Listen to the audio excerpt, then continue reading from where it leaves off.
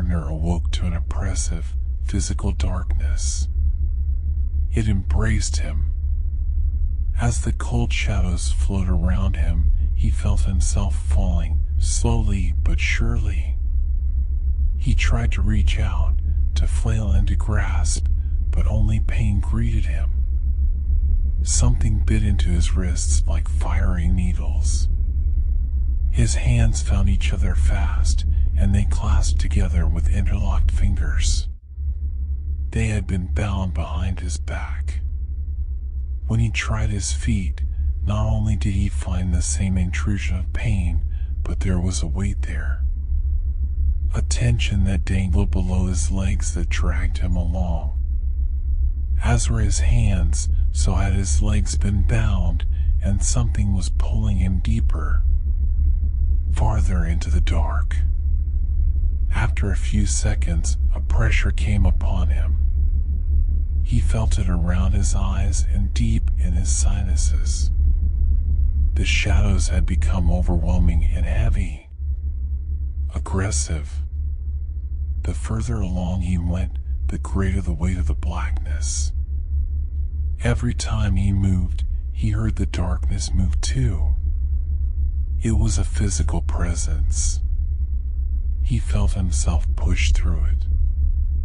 It felt familiar. Very familiar.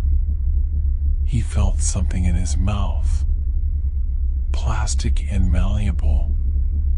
He breathed through it, and a stagnant air filled his lungs. When he released it, he felt the air move out the sides of his mouth. It was then he had the sudden, sinking realization. His predicament finally made horrible sense. The air was released from the sides of his mouth, and it formed bubbles that fizzed in the darkness around him. He heard them and felt them against his face as they floated away. Some of the pressure left his face. The air that escaped paved the way to his terrible understanding. Some of the darkness seeped in through the corners of his mouth. Its salty, gritty texture filled his dried mouth. The taste reaffirmed his worst nightmare. No, he thought, no, no, no, this cannot be. No. He tried to scream just moments before he reached his silk-covered destination. No one would hear him, for he was alone. Alone, bound, and trapped on the ocean floor. The panic that beset him was unlike any he ever known before, and again he started fighting his restraints. A useless gesture. He tossed and turned like a fish at the end of a long line. He stood no chance of escaping. The ropes that bound him were far too tight and thick for that. After several minutes, Blake felt a terrible exhaustion set in. The water chilled him. The only warmth came from the failing adrenaline surging within his shivering veins. The salt stung at his chest with needles and pins, a shocking and unwelcome pain. He stared into the dark. He was mortified by the almost perfect darkness before him. In the night, and at his depth, he was positive his visibility was no more than a few inches in front of his face. Yet, he knew he could see. His eyes, and nose for that matter, were both dry. They were covered. Someone had given him a mask to see through. But why? He could see nothing. Nothing, and beyond that nothing the shadows swirled thick and devious, concealing everything from the smallest plankton to the largest predator. His breathing accelerated as his mind kindly illuminated the shadows beyond. He saw sharks, hundreds of them, circling. Their eyes as black as the water, their teeth shining in a bloody white radiance. They all smiled at him. They'd been given such a lovely present. That was what he was, wasn't it? A gift to anything and everything that lurked below. The only thing he was missing was a pretty little bow, and he'd be alive to feel it. Whoever had damned him here made sure of that. What cruel bastard sent a man to the deep while he's asleep? What had happened? His memory was a jigsaw shoved onto the floor, scattered and unorganized. His mind tried to repair it, but the pieces wouldn't fit. In his current state, the reconstruction of said puzzle looked incredibly unlikely. There was something about a party, a bar. A current ran across the small of his naked back like a giant centipede. Imaginary or not, Blake turned, twisting his bonds, but the image before him remained the same. If anything had been there, he'd never have known. As he rolled to his left, and then back to his right, nothing changed. The static image of nothingness held his focus tight like a vice. It continued to do so until he looked up. The appearance of some light, any light at all, should have helped alleviate his fears, but instead it felt as though his heart had shriveled up and died within his chest. The moon watched him from overhead, too far away to offer any help. Its light was dulled and blurred by the surface, a surface which must have sat at least 70 feet away. A swimmable distance, a good distance for any diver who wasn't bound to the bottom of the sea. It could be worse, his mind decided to say. Yet, the temptation of the waves above and the soothing light of the moon offered him no hope. They merely mocked him with the release he couldn't have. Before his eyes, the moon was swallowed by the dark. Blake grasped fast for the rope below. Holding it tight, he pulled and thrashed until his back was brought to bear against the hard concrete block that had sunk him. His heart raced as his eyes strained in suffocating black. Something, somewhere above, had just crossed between him and the only light he had left. Something big, and he could not see it. He could only wait for it to take him. Seconds passed and the moon hadn't returned. Minutes passed and he was still alive. His grip relaxed. Cautious. He was very cautious. He felt himself rise, held buoyant by the breath in his lungs. In the depths, it wasn't just his eyes that failed him. All his senses had seemingly abandoned him to his fate. His hearing was useless.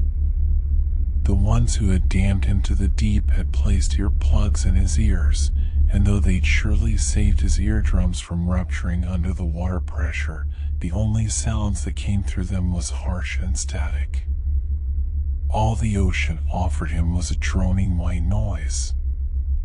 Down there, in the deep, the only sense he had unhampered was his touch, but that could only help him so much. He was a prisoner in an inaccessible hell. It took about 5 minutes, an unspeakable amount of time for Blake, before light would reappear in the waters above. In that time, Blake, fueled by his fear of the suffocating unknown, had been feeling around his restraints. He reaffirmed what he already knew. Rope had bound him at the wrists and at his ankles. He followed the line beneath his ankles and felt about the cinder block that had pulled him down. The rope wrapped around it many times. Each strand was as thick as his thumb, and he couldn't find any knot. It was surely on the other side of the block, suffocated in the thick muck below. He couldn't untie it. The idea of his pocket knife came to mind. He should have had it on him. He never went anywhere without it. It was a good, hopeful idea for a few seconds. When he reached upwards for his shorts, he was met only with the touch of his own skin. His chin came to his chest, as if he could see himself. His chin rubbed against his raw collarbone, and Blake found he was also without a shirt. He was naked. Completely exposed and naked. They'd stripped him of not only his freedom and his understanding, but of his goddamn clothes as well.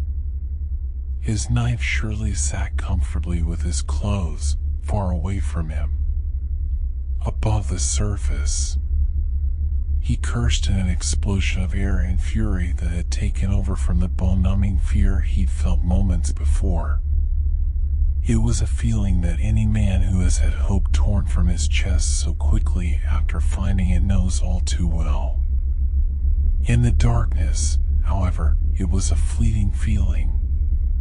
The cold that crept along his skin made itself known once more. It begged for Blake's attention. Where was he before? His mind wandered back to the jigsaw puzzle, and it found some of the pieces unturned. A bar.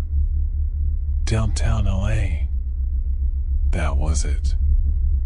His last memories of freedom, and they were spent in a drunken haze. Just a typical Friday night. Not exactly respectable, but not worth his situation, surely. What could he have done to elicit this fate? An alley. He flipped a jigsaw piece in his head. There'd been a woman there.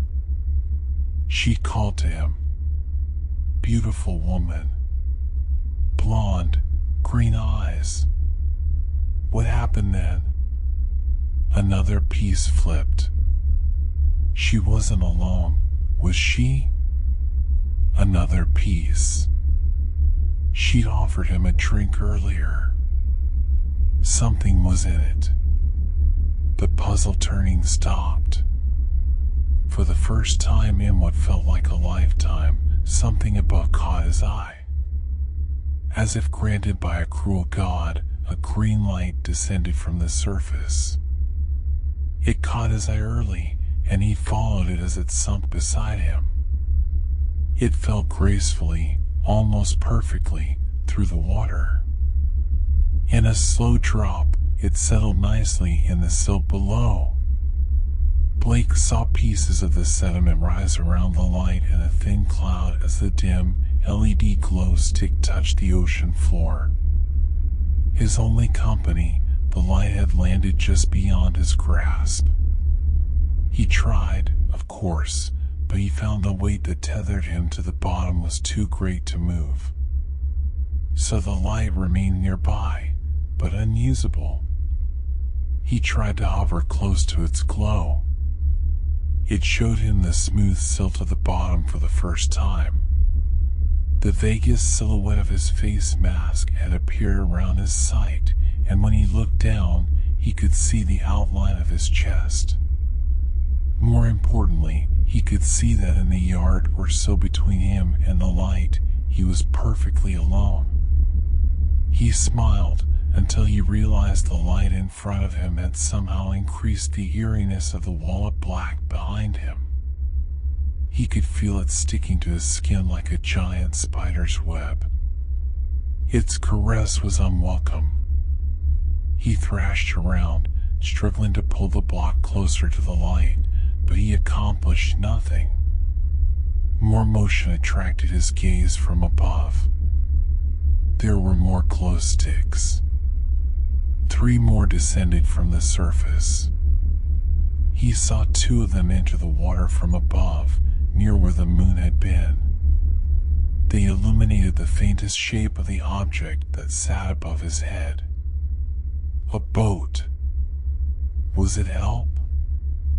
Were the lights there to pave way for a dive team? The idea was sweet as it rolled in his head, but it seemed so unlikely. The stinging on his chest brought the pessimist back to the surface.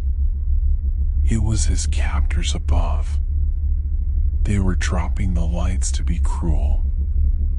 Nothing more. As they settled, he noticed that the pattern hadn't been random. The lights all landed around him in a perfectly semicircular formation. He noticed each one had fishing line wrapped around their middle. They hadn't sunk. They'd been lowered. But why? The prickling feeling on his chest got worse. The light around him had grown helpful. Blake could see himself, for the most part, in their sickly green glow. It was both reassuring and disheartening to see the sea floor around him. He was thankful to see the silt free of crabs or other aquatic nightmares. The idea of something crawling up the ropes and onto him made him shiver. However, to see that only algae spotted the bottom was crushing. There was nothing, no seashell, no shark tooth, nothing that Blake could have possibly used to cut himself free. His head drooped in frustration. There was something on his chest. No, not on. Something was in his chest. Cut in two. Someone had cut all over his chest, and the cuts were purposeful in their direction and design. They'd cut shapes, symbols, into his chest. Blake had spent his whole life in LA. A city boy through and through, but he knew a brand when he saw one. He had been branded. To Blake, it felt more than a physical injury. It was a violation upon him. A desecration. His gut churned, and his fingernails bit into the palms of his hands with a furious persistence. Another glow stick fell from the surface. The glow stick, the final light, fell opposite of the semicircular formation behind him. Its light was unguided. As it sank, it twirled at the water's mercy. It fell until it was just above him. It fell until it was almost an arm's reach away from his face. It fell towards his feet. Then, Blake watched as it sank past the ocean floor. It was with horror that Blake followed the light's descent. He merely had to lean forward to watch as the light carved its way farther and farther into darkness. He watched, eyes wide, as the light slipped so far into darkness it had become a memory. Faded and dull. As it sank, it had revealed to Blake everything. It had shown him the solid wall of sand and rock it had passed as it sunk.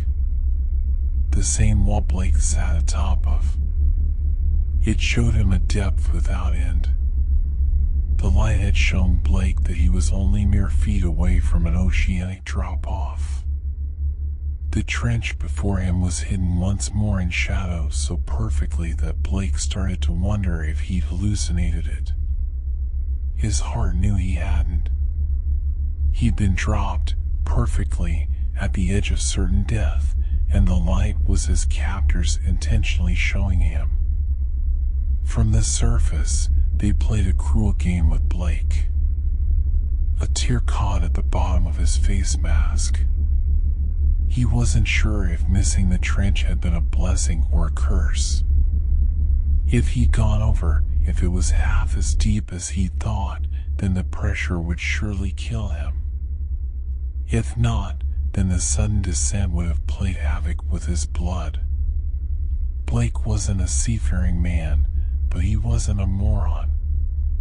He knew what the pressures of the deep ocean could do, and the creatures that lived down there were far more frightening than any shark. The thought of it, of one of those creatures rising, made him recoil further. His back came to rest against the slime of the ocean floor. He lay in the comfortable circle of light. Up here, at the edge of oblivion, he was condemned to wait. Death could come at any time, Blake was sure of that. That was the worst of it. The waiting. Blake considered, if only for a moment, pushing himself over the edge. He would die, painfully, but it would be faster. It would also be on his own terms. The idea of control gave him some satisfaction, but how would he move the weight? Last he tried it had been impossible, and who was to say the depth was far enough to kill him? What if he landed at the perfect place between agony and death? It was too risky. He could have chosen to stop breathing. No, he could have made it even easier than that. He could have just spit out his regulator. That would have been more peaceful. Less painful. Either way, Blake decided it was far preferable to die as he wanted than to die as the bastards above wanted him to. He just needed to gather the courage. Courage ran in short supply as the lost light began to emerge from the dark. Blake had risen to a floating position again when, in his peripherals, he saw the faint glimmer beyond the edge of the trench. He avoided it.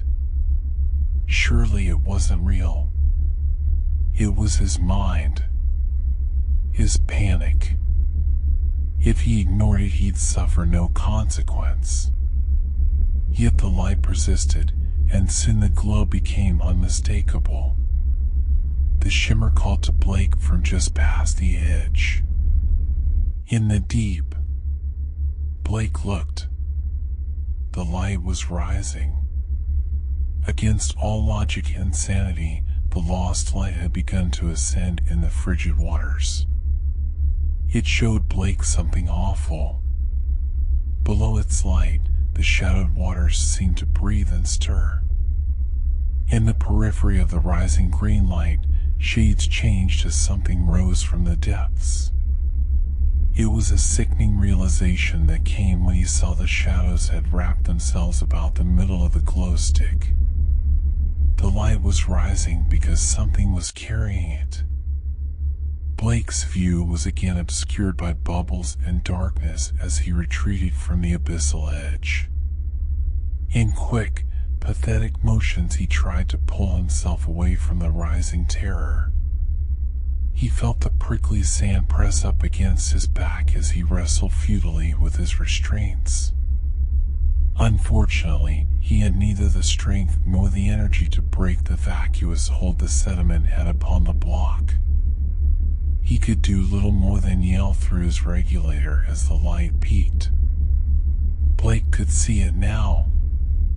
As the light stopped its vertical ascent, a disturbing scene greeted him.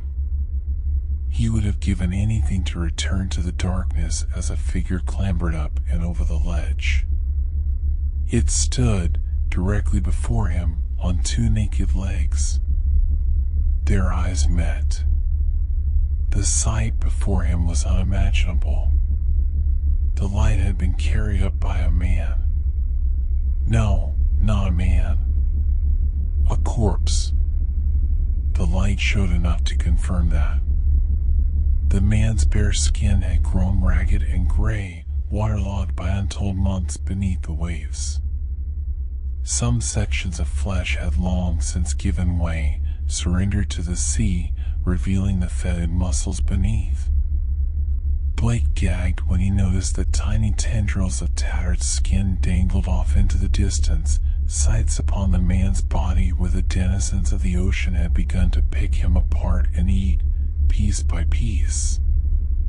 Rigor mortis had a tight grip upon the man's pained, tortured face.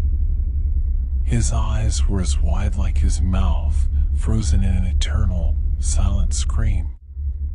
He'd been dead for a long time, yet his eyes still moved. They fixed themselves upon Blake.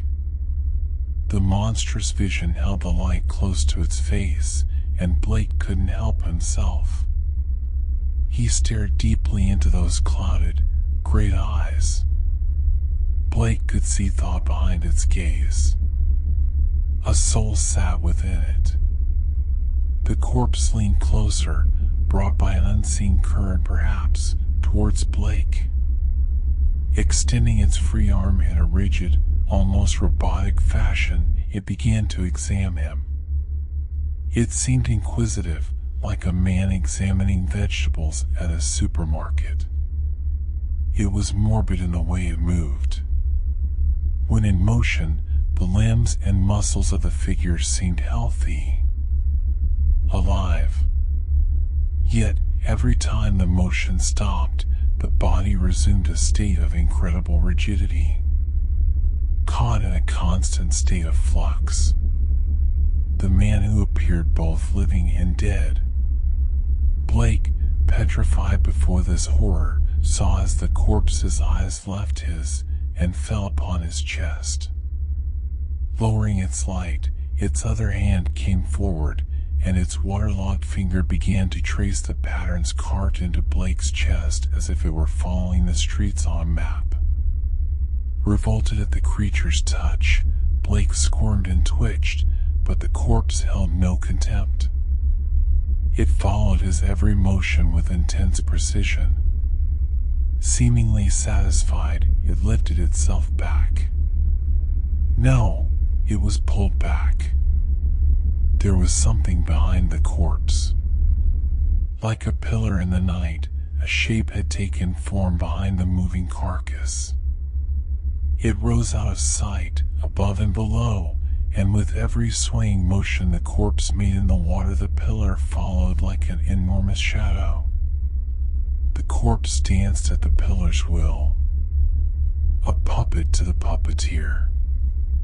Before he could grant it any further thought, his attention was called back to the corpse as it had brought the glow stick towards its own chest. It became deadly still in the water. It was waiting for Blake to see. It had to show him. The corpse showed Blake his chest and the familiar brand upon it. Blake was staring at the very same symbols that had been cut into his own chest.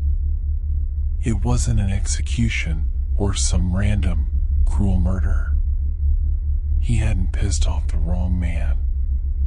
No, it was far worse and far more primal than that. It was a sacrifice, and Blake was the lamb. As Blake's eyes stretched wide, the corpse dropped the glow stick and it rose towards the surface. The pillar carried the figure into the shadows above. In that moment, Blake made the decision that whatever was to happen next was the worst-case scenario.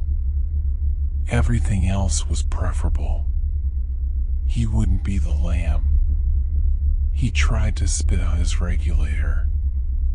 Disgusting, salty water managed to creep into his mouth as he struggled, but even though his teeth and lips had parted from it, the regulator wouldn't fall from his mouth. Using his tongue, he tried to push it out, but it held fast to his face. He felt the pull of the regulator around his lips and on the back of his head. The bastards hadn't given him a choice. They taped the regulator to his face. He had to be alive for what came next. Through the murk, another corpse appeared. The pillar had brought up another degraded carcass from fathoms below. Blake floundered against the seafloor as the woman inched closer. She was younger than the man who'd come before, and her body showed fewer signs of decay. Behind her eyes, however, sat the same cold intelligence. That sentience watched him as she rose away into the dark. Her visage fleeting, Blake saw that across her bare chest were etched the same symbols. Symbols of the damned. Another corpse came. This one was horribly disfigured and mangled. There was more rot than man left on his bones, yet the eyes remained lively.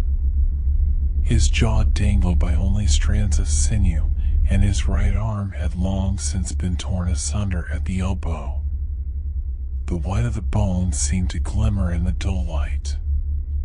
Despite the rot, the edges of the symbols were still visible on his white chest, and his left hand managed to hold on threateningly to an old, rusted dagger.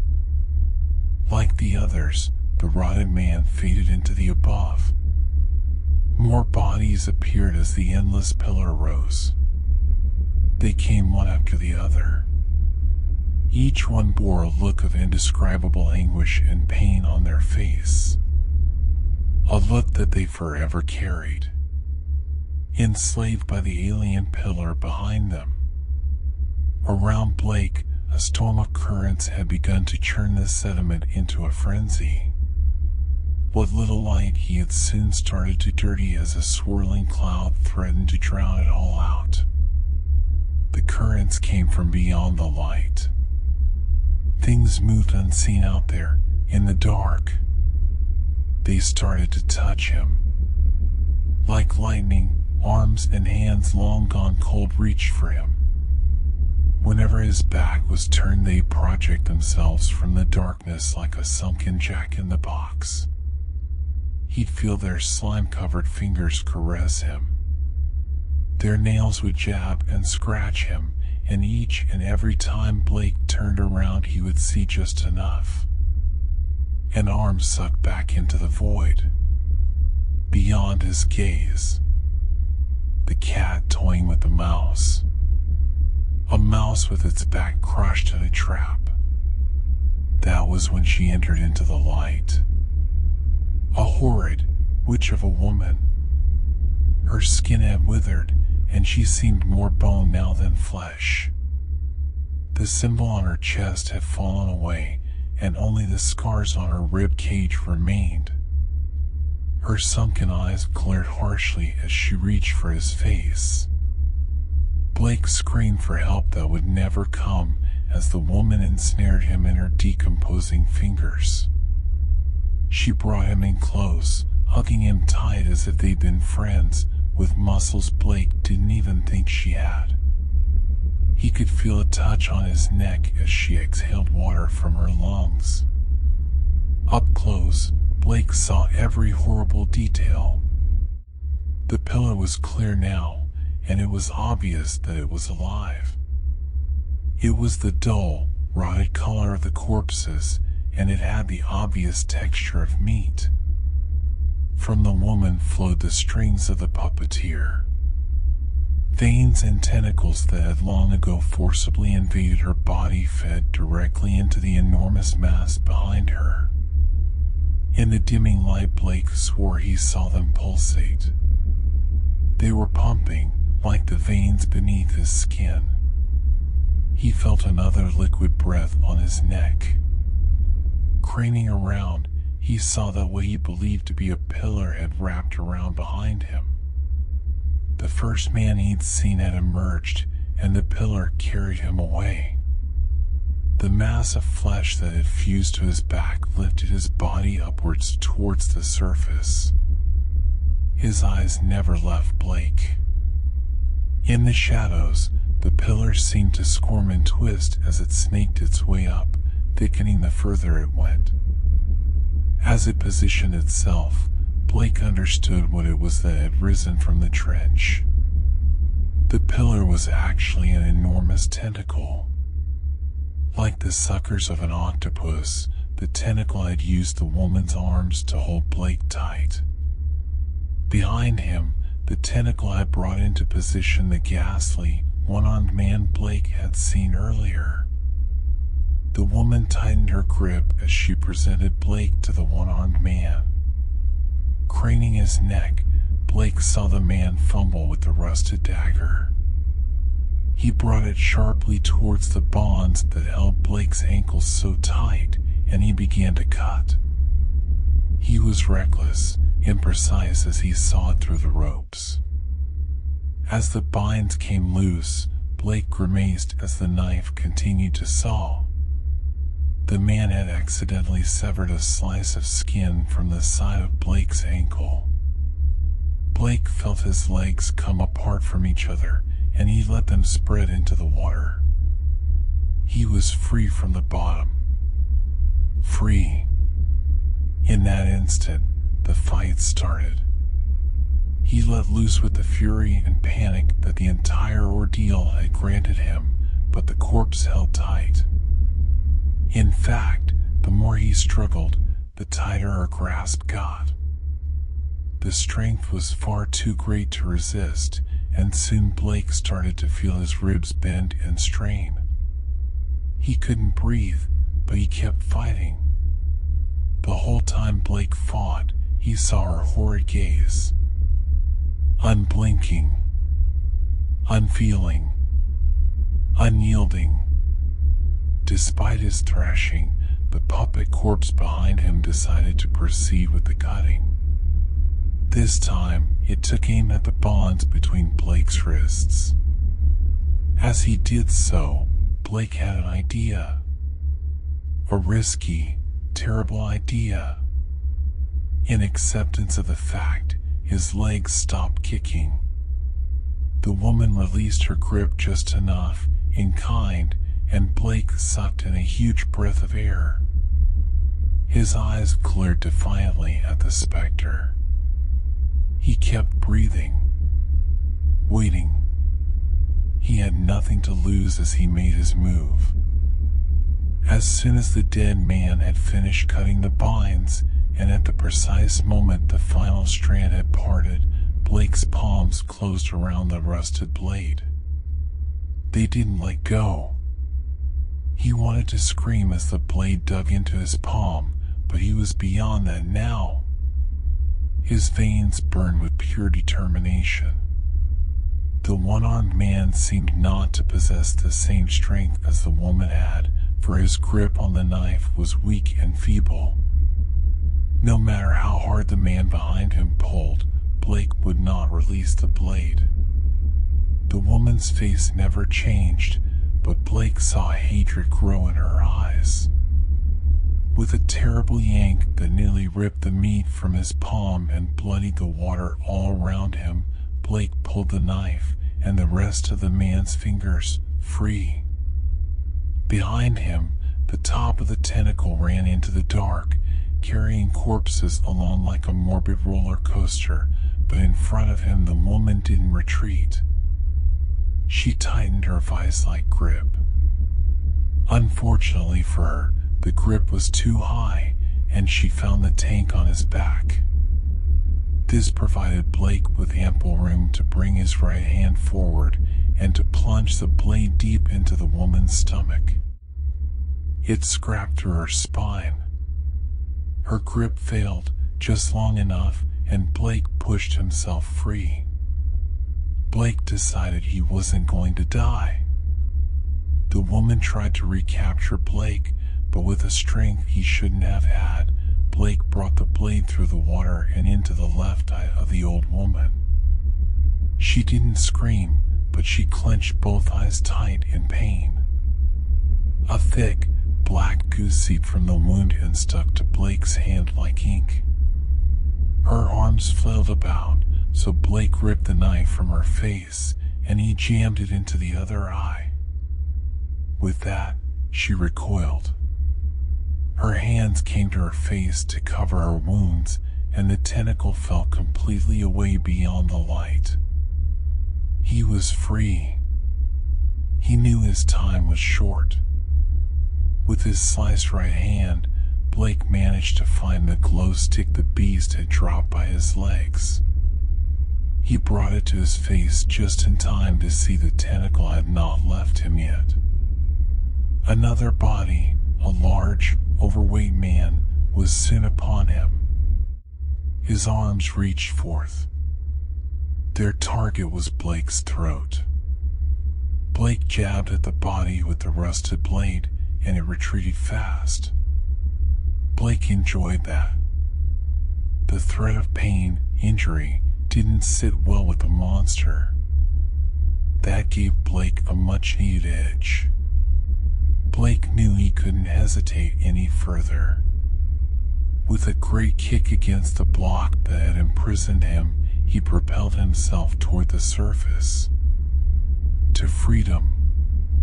To air. He knew in that moment he would survive. Even as the nitrogen started to boil in his blood, and as the salt seeped into his fresh wounds, Blake could only think of one thing. The surface breaking around his head. The chilly night sky biting into his scalp. The calming side of the night sky. The watchful stars would be there, and they would see his final triumph. It would be beautiful. As his body began to betray him, he forced himself through. He knew the tentacle pursued from below. He could feel it. A presence in the water all around him. Hungry, ravenous eyes followed him from below, but he didn't care. He couldn't afford to. His hand was cramping. He found his grip morphing around the light and the knife. He could only hold onto one. So, he made a choice. As the knife sunk, Blake grabbed onto the glow stick with both hands. They clung to it like it was a lifeline. The surface was coming. Oh, how close it should have been. Surely only 30 feet. 20. 10. The stars. He should have seen the stars. Instead, only a pained, angry face met his gaze. Blake nearly collided with the corpse that had ambushed him out of the dark. He brought his feet to the corpse's chest and kicked hard against it. He felt the thing's ribs collapse beneath his feet. He circled to his right and tried to rise again. He would make it. He knew he could do it. He found another body. The woman was missing half of her face, but she reached for him regardless. He dove down as she grasped for his legs. He just barely slipped by. Out of nowhere, a hand reached for his face. His momentum carried him past the man and too close to the tentacle. He flipped around and shot far away. A small amount of water invaded his goggles, and the bends began to stab at his muscles. He could do it.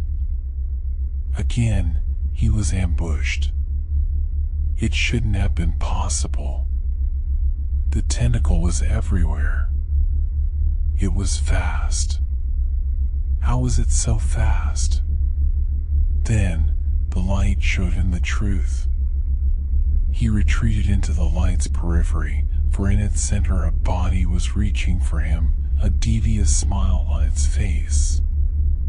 To his right, the light revealed another one with twisted fingers and an exposed, jaw-like ribcage. The bodies floated side by side in the water, their arms extended at length. Blake had no choice. He rose, and yet even there more bodies sat waiting in ambush. The same happened as he swam backwards too. The bodies all formed a thick wall of nightmares around him. They were too close. One of the bodies struck Blake hard in the ribs in passing, and, in a pain that was finally too overwhelming, he dropped the light. Greedy arms took their chance and assaulted him as the light fell. As it sank, it illuminated the inside of what had become a solid wall of flesh. A swirling maelstrom decorated with death had completely surrounded him. There wasn't just one tentacle. There were dozens, and they had contained him inside a giant sphere. His arms and legs were free, but Blake had never felt more trapped. The tentacles swirled. They kept him from the stars. Through his earplugs, he heard a chorus of screams grow from nothing to overtake the white noise. They came from all around him, escaping out of the throats of the long since deceased. Their faces contorted as the ghoulish melody echoed through the waves. It was a tune of pure mockery and triumph. The song of Blake's defeat. He couldn't do it. He never could have. Blake began to sink. His muscles had stopped working. The pain of the bends was too great for his brain to ignore. He burned inside as the tentacles began to constrict their net. He was only vaguely aware as many more pairs of arms began to claw at him and hold him tightly in submission. The corpses never blinked. Behind his eyes, Blake was screaming. Not from the pain. He screamed in defiance. He screamed against the cruel irony that had perverted his escape. He saw the light at the bottom of the writhing mass of tentacles. Blake watched as the tentacles parted, allowing the light to fall beyond his reach. Beyond his sight. The tentacles closed again, and the light died. Blake was in the pitch black. Alone with the dead.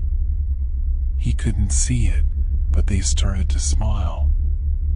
He felt it when the arms tore the goggles from his face, not that they mattered anymore. The darkness persisted. Only the pain was new. The water assaulted his eyes and forced its way up his nose. The salt burned everything that it touched. He only managed to suck in half a breath as they removed the regulator from his face. The breath was spoiled as water was quick to invade his lungs. Blake sputtered and spat, but all that did was expel the last bit of air from his lungs. As they tore the tank from his back, Blake was drowning.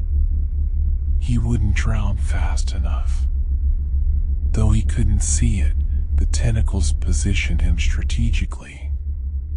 They moved him up against a large, slimy section of barren flesh. Blake's head felt as though it would explode, and that was before the spines entered his body. Once inside, numerous barbed tentacles searched and dug their way into his veins. He felt a warm burning as an alien substance seeped into his veins. Eventually, all of his blood would be lost to the sea, and only the thick blood of the monster would remain. As his head grew dizzy, tiny tendrils dug their way into his spine. The pain was sharp, unbearable as they coiled about his central nervous system like hungry pythons. Blake tried to scream, but there was no air left to give. No sound escaped his curled lips. He had hoped for comfort in death, but as the nerves of the beast found hold inside him, he found true hell. His mind became one with the others. Left in darkness, death never found Blake. The weight of water filled his chest, and the sounds of the dam filled his ears. He heard their screams. Hundreds of screams. He felt their pain. Hundreds of lost souls sacrificed, and they were all connected. He heard their pleas. Help me. Anyone. Please. I'm drowning. I'm drowning. Why am I underwater? Who's there? Is anyone? I want my mom. He felt his body move, but not at his command. He felt his eyes open, but he saw nothing. He felt his lips forced into a smile, but he was anything but happy. He was left with one choice. The last option he could physically achieve. He called for help. No one would answer him, of course, for his pain was their pain. His fate was theirs. As they sunk into the abyss, one alien voice was forced into his mind. All is one here in the colony. From their position near the seafloor, beyond the ring of light, the two divers had watched as Blake made for the surface. They both knew better than to interfere, so they had waited patiently. There was no reason to chase after him. The colony had never allowed anyone to escape before. The situation, unseen above, was surely well in hand. The blonde-haired diver watched as the lost light sank in front of her. She smiled as it settled. It was done. Moments after, a tentacle had crept into their circle. The blonde-haired woman watched as an elderly man was brought forth. Carried between his arms was an old, wooden chest. The other diver took the chest, gently, and allowed it to sink to the ocean floor. With his partner's help, they opened the chest. The contents were much to their liking. They closed the chest and prepared to make their ascent. However, before they went, the tentacles surrounded them in a similar fashion to how they had surrounded Blake. The divers held themselves unnaturally calm as the dead surrounded them, including the recently deceased Blake Gardner. The tentacles seemed to bring him to showcase at the front of the circle. Using his muscles, they forced Blake's right hand outwards, and they extended his fingers up.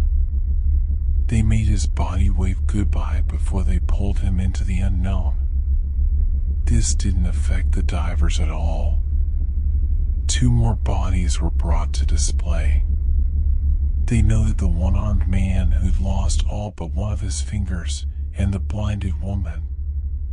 In a sickening motion, the one-armed man's body peeled away from the tentacles. The tendrils retracted from his corpse, and the flesh peeled from around his back. His body was dropped to the floor below. Discarded. The man squirmed, but for a moment. They always did that. The woman had often been told it was just a reflex, like a decapitated chicken when it runs. She had other theories, though.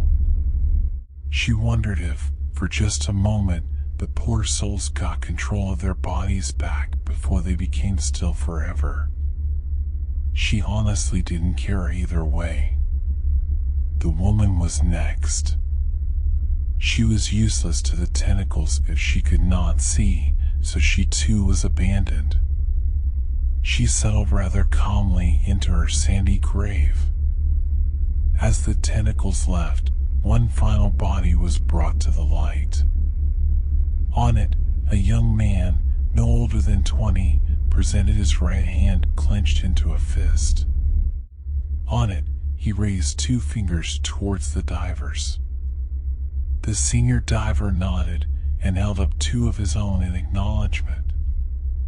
With that, the young man smiled and the creature disappeared into the trench. The divers packed up.